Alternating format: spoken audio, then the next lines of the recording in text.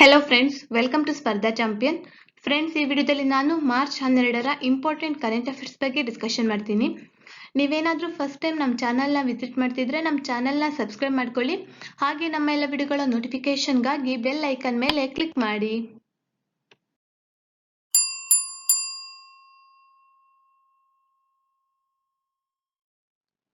Name the new Chief Minister of Uttarakhand who has been appointed to replace the former CM Trivendra Singh Rawat. ಪ್ರಶ್ನೆಯನ್ನು ಕನ್ನಡದಲ್ಲಿ ನೋಡುವುದಾದರೆ, ಮಾಜಿ CM Trivendra Singh Rawat ಅವರ ಸ್ಥಾನಕ್ಕೆ ನೇಮಕಗೊಂಡಿರುವ ಉತ್ತರಾಖಂಡದ ಹೊಸ ಮುಖ್ಯಮಂತ್ರಿಯನ್ನು ಹೆಸರಿಸಿ. Correct answer option A, Tirath Singh Rawat. Pauri Garhwal ಕ್ಷೇತ್ರದ ಬಿಜೆಪಿ ಲೋಕಸಭಾ ಸಂಸದ ತೀರತ್ ಸಿಂಗ್ ರಾವತ್ ಅವರು ಉತ್ತರಾಖಂಡದ ಹೊಸ ಮುಖ್ಯಮಂತ್ರಿಯಾಗಿ ಪ್ರಮಾಣ ವಚನ ಸ್ವೀಕರಿಸಿದ್ದಾರೆ. ಮಾರ್ಚ್ 9, 2021ರಂದು ಹುದ್ದೆಯಿಂದ ಕೆಳಗಿಳಿದ ತ್ರಿವೇಂದ್ರ ಸಿಂಗ್ ರಾವತ್ ಅವರ ಸ್ಥಾನದಲ್ಲಿ ತೀರತ್ ಸಿಂಗ್ ರಾವತ್ ಅವರು ಇರಲಿದ್ದಾರೆ. ತೀರತ್ ಸಿಂಗ್ ರಾವತ್ ಅವರನ್ನು 2021ರ ಮಾರ್ಚ್ 10ರಂದು ಉತ್ತರಾಖಂಡ ರಾಜ್ಯಪಾಲ ಬೇಬಿ ರಾಣಿ ಮೌರ್ಯ ಅವರು ಪ್ರಮಾಣ ವಚನವನ್ನು ಸ್ವೀಕರಿಸಿದರು. Name the player who has won the BBC Indian Sportswoman of the Year Award for 2021. 2021ಕ್ಕೆ BBC Indian sports woman of the year ಪ್ರಶಸ್ತಿ ಪಡೆದ ಆಟಗಾರನ ಹೆಸರೇನು? Correct answer option C, Koneru Humpy. ವಿಶ್ವ ಕ್ಷಿಪ್ರ ಚೆಸ್ ಚಾಂಪಿಯನ್ ಕೊನೆರು ಹಂಪಿ 2021ರ ವರ್ಷದ ಬಿಬಿಸಿ ಭಾರತೀಯ ಕ್ರೀಡಾಪಟು ಪ್ರಶಸ್ತಿಯನ್ನು ಗೆದ್ದಿದ್ದಾರೆ. 33 ವರ್ಷದ ಆಂಧ್ರಪ್ರದೇಶದ ಸ್ಥಳೀಯ 2002ರಲ್ಲಿ 15 ವರ್ಷ ವಯಸ್ಸಿನಲ್ಲಿ ಗ್ರ್ಯಾಂಡ್ ಮಾಸ್ಟರ್ ಆದ ಅತ್ಯಂತ ಕಿರಿಯ ಮಹಿಳೆ ಎಂಬ ಹೆಗ್ಗಳಿಕೆಗೆ ಇವರು ಪಾತ್ರರಾಗಿದ್ದರು. ಹಿರಿಯ ಕ್ರೀಡಾಪಟು ಅಂಜು ಬಾಬಿ ಜಾರ್ಜ್ ಜೀವಮಾನ ಸಾಧನೆ ಪ್ರಶಸ್ತಿಯನ್ನು ಪಡೆದರು. What is the projected growth rate of Indian economy according to OECD for the financial year 2021-22? 2021-22ರ ಆರ್ಥಿಕ ವರ್ಷಕ್ಕೆ ಒಇಸಿಡಿ ಪ್ರಕಾರ ಭಾರತೀಯ ಆರ್ಥಿಕತೆಯ ನಿರೀಕ್ಷಿತ ಬೆಳವಣಿಗೆಯ ದರ ಎಷ್ಟು? Correct answer option A, 12.6%. Organisation for economic cooperation and development economic outlook ಮಧ್ಯಂತರ ವರದಿ ಮಾರ್ಚ್ 2021ರ ಪ್ರಕಾರ ಭಾರತವು 2021ರಲ್ಲಿ ವಿಶ್ವದ ಅತ್ಯಂತ ವೇಗವಾಗಿ ಬೆಳೆಯುತ್ತಿರುವ ಪ್ರಮುಖ ಆರ್ಥಿಕತೆಯಾಗಿ ತನ್ನ ಪ್ರಶಸ್ತಿಯನ್ನು ಮರಳಿ ಪಡೆಯಲು ಸಜ್ಜಾಗಿದೆ. ಈ ವರದಿಯಲ್ಲಿ ಒಇಸಿಡಿ ಭಾರತದ ಜಿಡಿಪಿ 2021ರಲ್ಲಿ 12.6% ಏರಿಕೆಯಾಗಲಿದೆ ಎಂದು ಅಂದಾಜಿಸಿದೆ. ಈ ಸಕಾರಾತ್ಮಕ ಬೆಳವಣಿಗೆ ವಿಶ್ವದ 20 ಪ್ರಮುಖ ಆರ್ಥಿಕತೆಗಳಲ್ಲಿ ಅತಿ ಹೆಚ್ಚಾಗಿದೆ. ಹಾಗೆ ಜಾಗತಿಕ ಜಿಡಿಪಿ ಬೆಳವಣಿಗೆಯನ್ನು 2021ರಲ್ಲಿ 5.5% ಮತ್ತು 2022ರಲ್ಲಿ 4% ಒಇಸಿಡಿ ನಿರೀಕ್ಷಿಸಲಾಗಿದೆ. The CISF celebrates its foundation day on March 10 every year. In 2021, which edition of the foundation day was observed? CISE ತನ್ನ ಅಡಿಪಾಯ ದಿನವನ್ನು ಪ್ರತಿ ವರ್ಷ ಮಾರ್ಚ್ 10ರಂದು ಆಚರಿಸುತ್ತದೆ. 2021ರಲ್ಲಿ ಪ್ರತಿಷ್ಠಾನ ದಿನದ ಯಾವ ಆವೃತ್ತಿಯನ್ನು ಆಚರಿಸಲಾಯಿತು? ಫ್ರೆಂಡ್ಸ್, ಇದಕ್ಕೆ ಉತ್ತರವನ್ನು ನೋಡುವುದಾದರೆ ಕರೆಕ್ಟ್ ಆನ್ಸರ್ ಆಪ್ಷನ್ ಡಿ, 52ನೇ ಆವೃತ್ತಿಯನ್ನು ಆಚರಿಸಲಾಯಿತು. ಭಾರತದಲ್ಲಿ ಪ್ರತಿ ವರ್ಷ ಮಾರ್ಚ್ 10ರಂದು ಕೇಂದ್ರ ಕೈಗಾರಿಕಾ ಭದ್ರತಾ ಪಡೆ ಅಥವಾ ಸಿಐಎಸ್ಎಫ್ ರೈಸಿಂಗ್ ಡೇ ಅನ್ನು ಆಚರಿಸಲಾಗುತ್ತದೆ. 2021ರಲ್ಲಿ ರಾಷ್ಟ್ರವು ಸಿಐಎಸ್ಎಫ್ 52ನೇ ರೈಸಿಂಗ್ ದಿನವನ್ನು ಆಚರಿಸುತ್ತಿದೆ. ಹಾಗೆ ದೇಶದಲ್ಲಿ ಕೈಗಾರಿಕಾ ಸಂಸ್ಥೆಗಳ ಉತ್ತಮ ರಕ್ಷಣೆ ಮತ್ತು ಸುರಕ್ಷತೆಗಾಗಿ ಸಿಐಎಸ್ಎಫ್ ಅನ್ನು ಮಾರ್ಚ್ 10, 1969ರಂದು ಭಾರತದ ಸಂಸತ್ತಿನ ಕಾಯಿದೆ ಅಡಿ ಸ್ಥಾಪಿಸಲಾಯಿತು. ಹಾಗೆ ಸಿಐಎಸ್ಎಫ್ ಭಾರತದ 6 ಅರೆಸೈನಿಕ ಪಡೆಗಳಲ್ಲಿ ಒಂದಾಗಿದೆ ಮತ್ತು ಗೃಹ ಸಚಿವಾಲಯದ ಅಧೀನದಲ್ಲಿರುವ ನವದೆಹಲಿಯಲ್ಲಿ ಪ್ರಧಾನ ಕಚೇರಿಯನ್ನು ಹೊಂದಿದೆ. Who among the following has been named as the ICC Men's Player of the Month for February 2021? February 2021ರ ಐಸಿಸಿ ಪುರುಷರ ಆಟಗಾರ ಎಂದು ಈ ಕೆಳಗಿನವರಲ್ಲಿ ಯಾರು ಹೆಸರಿಸಲ್ಪಟ್ಟಿದ್ದಾರೆ? Correct answer option B, Ravichandran Ashwin. Team ಇಂಡಿಯಾದ ಪ್ರಧಾನ ಆಫ್ ಸ್ಪಿನ್ನರ್ ರವಿಚಂದ್ರನ್ ಅಶ್ವಿನ್ ಅವರನ್ನು ಫೆಬ್ರವರಿ 2021ರ ಐಸಿಸಿ ಪುರುಷರ ಆಟಗಾರ ಎಂದು ಹೆಸರಿಸಲಾಗಿದೆ. ಫೆಬ್ರವರಿ 2021ನಲ್ಲಿ ಅಶ್ವಿನ್ ಇಂಗ್ಲೆಂಡ್ ವಿರುದ್ಧ 3 ಟೆಸ್ಟ್ ಆಡಿದ್ದು 24 ವಿಕೆಟ್ ಮತ್ತು 176 ರನ್ ಗಳಿಸಿದರು. ಮಹಿಳಾ ವಿಭಾಗದಲ್ಲಿ ಇಂಗ್ಲೆಂಡ್ನ ಟಮ್ಮಿ ಬ್ಯೂಮಾಂಟ್ ಅವರನ್ನು ಫೆಬ್ರವರಿ ತಿಂಗಳಿನ ಐಸಿಸಿ ಮಹಿಳಾ ಆಟಗಾರ ಎಂದು ಆಯ್ಕೆ ಮಾಡಲಾಗಿದೆ. Mahamadou Issoufou has won the 2020 Ibrahim Prize for Achievement in African Leadership. He is the president of which country? Mahamadou ಇಸಫ್ ಅವರು ಆಫ್ರಿಕನ್ ನಾಯಕತ್ವದಲ್ಲಿ ಸಾಧನೆಗಾಗಿ 2020 ಇಬ್ರಾಹಿಂ ಪ್ರಶಸ್ತಿ ಗೆದ್ದಿದ್ದಾರೆ. ಇವರು ಯಾವ ದೇಶದ ಅಧ್ಯಕ್ಷರು? Correct answer option C, Niger. ನೈಜರ್ನ ಈಗಿನ ಅಧ್ಯಕ್ಷ ಮಹಮದೌ ಇಸಫ್ ಅವರು ಆಫ್ರಿಕನ್ ನಾಯಕತ್ವದಲ್ಲಿ ಸಾಧನೆಗಾಗಿ 2020 ಇಬ್ರಾಹಿಂ ಪ್ರಶಸ್ತಿ ವಿಶ್ವದ ಅತಿದೊಡ್ಡ ನಾಯಕತ್ವ ಬಹುಮಾನವನ್ನು ಗೆದ್ದಿದ್ದಾರೆ. ವಿಶ್ವದ ಬಡಖಂಡದಲ್ಲಿ ಉತ್ತಮ ಆಡಳಿತವನ್ನು ಉತ್ತೇಜಿಸಲು ಸುಡಾನ್ ಬಿಲಿಯನೇರ್ ಮೊ ಇಬ್ರಾಹಿಂ ಅವರ ಪ್ರತಿಷ್ಠಾನವು 2006ರಲ್ಲಿ ಪರಿಚಯಿಸಿದ್ದಾಗಿನಿಂದ ಇಸೌಫೌ ಇಬ್ರಾಹಿಂ ಪ್ರಶಸ್ತಿಯ 6ನೇ ವಿಜೇತರಾಗಿದ್ದಾರೆ. 69 ವರ್ಷದ ಇವರು 2 ಅವಧಿಯ ಅಧಿಕಾರಾವಧಿಯಲ್ಲಿ ಸೇವೆ ಸಲ್ಲಿಸಿದ ನಂತರ ಏಪ್ರಿಲ್ 2021ರಲ್ಲಿ ನೈಜರ್ ಅಧ್ಯಕ್ಷ ಸ್ಥಾನದಿಂದ ಕೆಳಗಿಳಿಯುತ್ತಿದ್ದಾರೆ.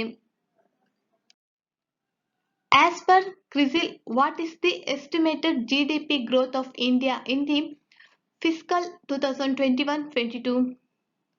ಕ್ರಿಸಿಲ್ ಪ್ರಕಾರ 2021-22ರ ಆರ್ಥಿಕ ವರ್ಷದಲ್ಲಿ ಭಾರತದ ಅಂದಾಜು ಜಿಡಿಪಿ ಬೆಳವಣಿಗೆ ಏನು? Correct answer option B, 11%. CRISIL rating agency ಭಾರತದ ಜಿಡಿಪಿ ಬೆಳವಣಿಗೆಯನ್ನು 2021-22ರಲ್ಲಿ 11%ಕ್ಕೆ ಏರುತ್ತದೆ ಎಂದು ಊಹಿಸಿದೆ. ಈ ಮೊದಲು ಕೊರೋನಾ ವೈರಸ್ ಸಾಂಕ್ರಾಮಿಕ ಪ್ರೇರಿತ ಆರ್ಥಿಕ ಹಿಂಜರಿತದಿಂದಾಗಿ ಕ್ರೈಸಿಲ್ FY21ನಲ್ಲಿ ಭಾರತದ ಜಿಡಿಪಿಯನ್ನು 8% ಸಂಕುಚಿತಗೊಳಿಸುತ್ತದೆ ಎಂದು ಅಂದಾಜಿಸಿದೆ. Which countries have signed MOU to jointly set up International Scientific Lunar Station, a lunar space station on Moon? ಚಂದ್ರನ ಮೇಲೆ ಚಂದ್ರನ ಬಾಹ್ಯಾಕಾಶ ಕೇಂದ್ರವಾದ ಇಂಟರ್ನ್ಯಾಷನಲ್ ಸೈಂಟಿಫಿಕಲ್ ಲೂನರ್ ಸ್ಟೇಷನ್ ಜಂಟಿಯಾಗಿ ಸ್ಥಾಪಿಸಲು ಯಾವ ದೇಶಗಳು ಒಪ್ಪಂದಕ್ಕೆ ಸಹಿ ಹಾಕಿದೆ? Correct answer option D, Russia and China. China ಮತ್ತು ರಷ್ಯಾದ ಬಾಹ್ಯಾಕಾಶ ಏಜೆನ್ಸಿಗಳು ತಮ್ಮ ರಾಷ್ಟ್ರೀಯ ಸರ್ಕಾರಗಳ ಪರವಾಗಿ ತಿಳುವಳಿಕೆ ಒಪ್ಪಂದಕ್ಕೆ ಸಹಿ ಹಾಕಿದ್ದು, ಜಂಟಿಯಾಗಿ ಎಲ್ಲ ದೇಶಗಳಿಗೆ ಮುಕ್ತವಾಗಲಿರುವ ಚಂದ್ರ ಬಾಹ್ಯಾಕಾಶ ಕೇಂದ್ರವನ್ನು ನಿರ್ಮಿಸಲು ಈ ಒಪ್ಪಂದಕ್ಕೆ ಸಹಿ ಹಾಕಿದೆ. ಅಂತಾರಾಷ್ಟ್ರೀಯ ವೈಜ್ಞಾನಿಕ ಚಂದ್ರನ ಕೇಂದ್ರ ಎಂದು ಕರೆಯಲ್ಪಡುವ ಈ ಕೇಂದ್ರವು ಚಂದ್ರನ ಮೇಲ್ಮೈಯಲ್ಲಿ ಅಥವಾ ಚಂದ್ರನ ಕಕ್ಷೆಯಲ್ಲಿ ರಚಿಸಲಾದ ಪ್ರಾಯೋಗಿಕ ಮತ್ತು ಸಂಶೋಧನಾ ಸೌಲಭ್ಯಗಳ ಸಂಕೀರ್ಣವಾಗಿರುತ್ತದೆ. ಮಾರ್ಚ್ 21, 2021ರಂದು ಚೀನಾದ ಬಾಹ್ಯಾಕಾಶ ಸಂಸ್ಥೆ, ಚೀನಾ ನ್ಯಾಷನಲ್ ಸ್ಪೇಸ್ ಅಡ್ಮಿನಿಸ್ಟ್ರೇಷನ್ ಮತ್ತು ರಷ್ಯಾದ ಬಾಹ್ಯಾಕಾಶ ಸಂಸ್ಥೆ ರೋಸ್ಕಾಸ್ಮಾಸ್ ನಡುವೆ ಈ ಒಪ್ಪಂದಕ್ಕೆ ಅಧಿಕೃತವಾಗಿ ಸಹಿ ಹಾಕಲಾಯಿತು. Who has been appointed as the chairman of the panel of external auditors of the United Nations for the year 2021? 2021ಕ್ಕೆ ವಿಶ್ವಸಂಸ್ಥೆಯ ಬಾಹ್ಯ ಲೆಕ್ಕ ಪರಿಶೋಧಕರ ಸಮಿತಿಯ ಅಧ್ಯಕ್ಷರಾಗಿ ಯಾರು ನೇಮಕಗೊಂಡಿದ್ದಾರೆ? Correct answer option C, Girish Chandra Murmu. Controller ಮತ್ತು auditor general of India Girish Chandra Murmu ಅವರನ್ನು 2021ರ ವಿಶ್ವಸಂಸ್ಥೆಯ ಬಾಹ್ಯ ಲೆಕ್ಕ ಪರಿಶೋಧಕರ ಸಮಿತಿಯ ಅಧ್ಯಕ್ಷರನ್ನಾಗಿ ಪುನಃ ನೇಮಿಸಲಾಗಿದೆ. ಇದಕ್ಕೂ ಮುನ್ನ ಇವರು 2020ರ ಸಮಿತಿಯ ಅಧ್ಯಕ್ಷರಾಗಿ ಆಯ್ಕೆಯಾದರು. ಪ್ರಸ್ತುತ ಸಮಿತಿಯು Bharat, Germany, Chile, China, United Kingdom, France, Philippines, Switzerland, Italy, Ghana, Indonesia, Canada ಮತ್ತು ರಷ್ಯಾ ಎಂಬ 13 ದೇಶಗಳನ್ನು ಒಳಗೊಂಡಿದೆ. Srikanth ಮೊಗೆ, who has passed away recently, was a renowned theatre and film actor from which film industry? ಇತ್ತೀಚೆಗೆ ನಿಧನರಾದ ಶ್ರೀಕಾಂತ್ ಮೊಗೆ ಯಾವ ಚಿತ್ರರಂಗದ ಖ್ಯಾತ ರಂಗಭೂಮಿ ಮತ್ತು ಚಲನಚಿತ್ರ ನಟ? Correct answer option B, Marathi. Marathi ರಂಗ ಮತ್ತು ಚಲನಚಿತ್ರ ನಟ ಶ್ರೀಕಾಂತ್ ಮೊಘೆ ಪುಣೆಗೆ ವಯಸ್ಸಿಗೆ ಸಂಬಂಧಿಸಿದ ಕಾಯಿಲೆಗಳಿಂದ ಬಳಲುತ್ತಿದ್ದಾರೆ. ಮೊಘೆ ಮರಾಠಿ ಮತ್ತು ಹಿಂದಿ ಭಾಷೆಗಳಲ್ಲಿ ಅವರ ಕೆಲಸಕ್ಕಾಗಿ ಜನಪ್ರಿಯರಾಗಿದ್ದರು. ಶ್ರೀಕಾಂತ್ ಮೊಘೆ ಜನಿಸಿದ್ದು ಮಹಾರಾಷ್ಟ್ರದ ಸಾಂಗ್ಲಿ ಜಿಲ್ಲೆಯ ಕಿರ್ಲೋಸ್ಕರ್-ವಾರ್ಡಿಯಲ್ಲಿ. INS Karanj is the third in the series of 6 Scorpene-class submarines which has been commissioned in the Indian Navy at Mumbai. The submarine is being built by which entity? ಮುಂಬೈನಲ್ಲಿ ಭಾರತೀಯ ನೌಕಾಪಡೆಯಲ್ಲಿ ನಿಯೋಜಿಸಲಾಗಿರುವ 6 ಸ್ಕಾರ್ಪಿನ್ ದರ್ಜೆಯ ಜಲಾಂತರ್ಗಾಮಿ ಸರಣಿಯಲ್ಲಿ INS ಕಾರಂಜ್ 3ನೇ ಸ್ಥಾನದಲ್ಲಿದೆ. ಈ ಜಲಾಂತರ್ಗಾಮಿ ನೌಕೆಯನ್ನು ಯಾವ ಘಟಕದಿಂದ ನಿರ್ಮಿಸಲಾಗುತ್ತಿದೆ? Correct answer option A, Mazagon dock ship builders.